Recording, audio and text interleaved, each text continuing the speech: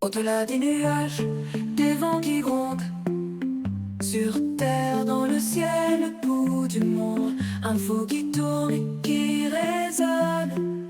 Le Doc News capte chaque onde. Les nuages dansent le bas. As you probably know, we've just seized a tanker on the coast of Venezuela, a tanker very large.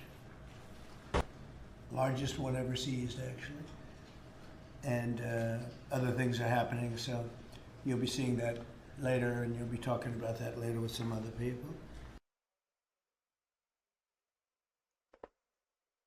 Salut à toutes et à toutes, c'est le Doc News pour de la news, j'espère que vous allez bien, moi ça va super, on est parti pour une petite news comme vous l'avez vu en introduction de la vidéo, une grosse saisie d'un pétrolier, et oui.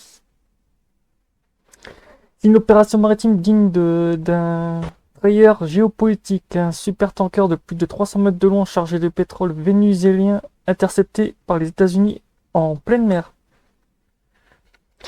Un navire qui falsifiait sa position, changeait d'identité et appartenait à une flotte secrète dédiée au contournement des sanctions. Voici l'incroyable histoire du pétrolier Skipper, le navire fantôme intercepté au large du Venezuela.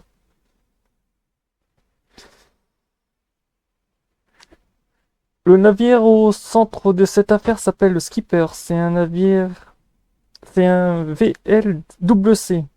Un Very Large Grinder Carrier, l'un des plus grands de sa catégorie de pétrolier au monde. Voici ce qu'il faut savoir sur lui. Nom actuel Skipper, ancien nom Adissa, puis Toko. Année de construction 2005, longueur environ de 333 mètres, largeur environ 60 mètres, capacité de chargement environ 300 000 tonnes de pétrole brut. Type de cargaison pétrole brut lourd type Mairie. Pavillon affiché au moment de la saisie, le pavillon guyanais, mais non reconnu, donc considéré comme sans pavillon valide. Exploitant une société basée au Nigeria. Compagnie propriétaire enregistrée île Marshall. Est déjà visé par des sanctions américaines, âge du navire environ 20 ans. Le Skipper fait partie de ce que les analystes appellent le Shadowfleet, une flotte d'anciens supertankers recyclés pour transporter du pétrole sous sanction. En gros, c'est le Shadowfleet, en gros, c'est les bateaux fantômes. Ouais, les bateaux fantômes, parce que vous avez les avions fantômes, vous avez aussi les bateaux fantômes. Le Skipper n'était pas un pétrolier ordinaire, il était soupçonné depuis des années de participer à un réseau international de transport illégal de pétrole entre le Venezuela, l'Iran et plusieurs pays d'Asie. Ce navire avait déjà été identifié comme transporteur brut sanctionné et avait changé de nom plusieurs fois, modifié son pavillon et utilisé des sociétés écran pour masquer son véritable propriétaire. Son rôle, acheminer discrètement du pétrole vénusien et iranien en contournant les sanctions internationales. Dans les semaines avant sa saisie, le navire avait chargé près de 2 millions de tonnes de barils bruts vénézuéliens. Sa destination officielle n'était pas claire, mais tout indiquait qu'il rejoindrait un réseau de transfert de cargaison en pleine mer. Ah ouais, en fait, ils font un effet de... Ah, je vois les bateaux qui se mettent en pleine mer et qui font du... Mais ils ont pas peur. Parce que transvaser du pétrole entre bateaux, c'est pas que je suis pas que je suis contre, mais faut mieux pas, ouais.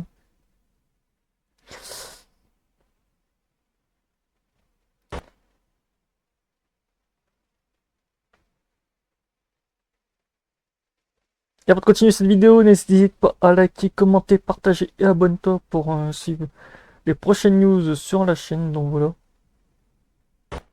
Le 10 décembre 2025, au matin, les États-Unis lancent une opération maritime d'envergure. Des hélicoptères militaires approchent le supertanker. Des équipes d'intervention descendent en rappel sur le pont du Skipper.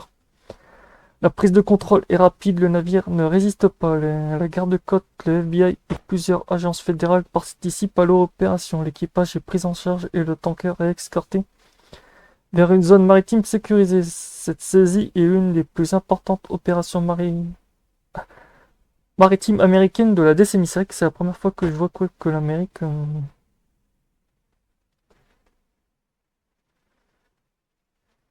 Ce qui a vraiment attiré l'attention sur le skipper, ce sont ses méthodes de camouflage. Et oui, comme tout un navire fantôme, faut bien avoir des techniques un peu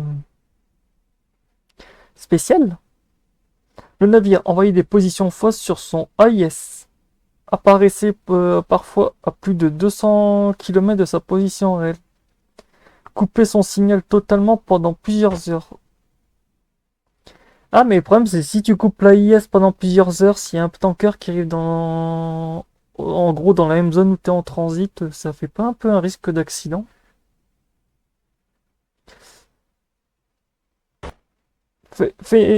Feignait d'être immobilisé qu'il naviguait à pleine vitesse.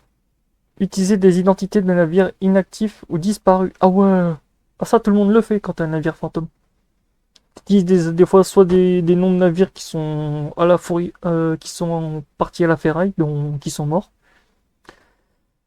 Prenez des navires inactifs, ah bah c'est vrai que ouais, mais déjà prendre des navires disparus, il faut le faire. Mais bon.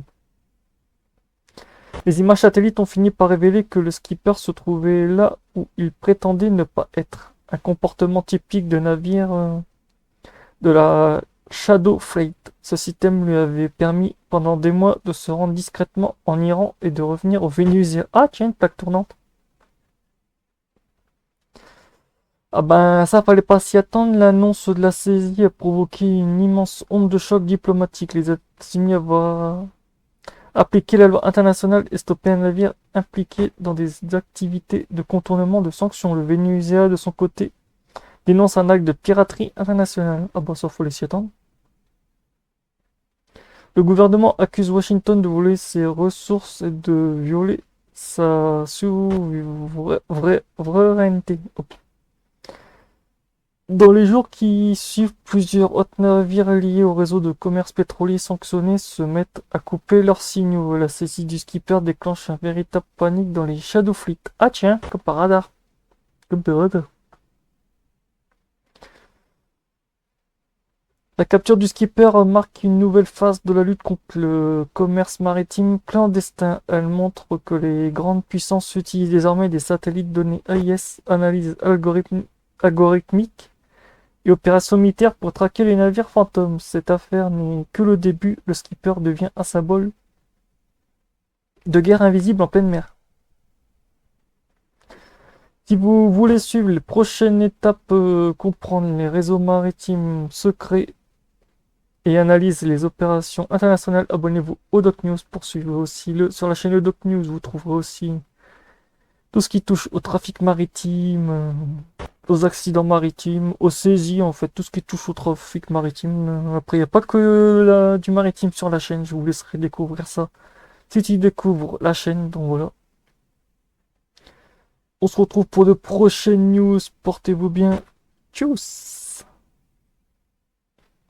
As you probably know, we've just seized a tanker on the coast of Venezuela, large tanker, very large.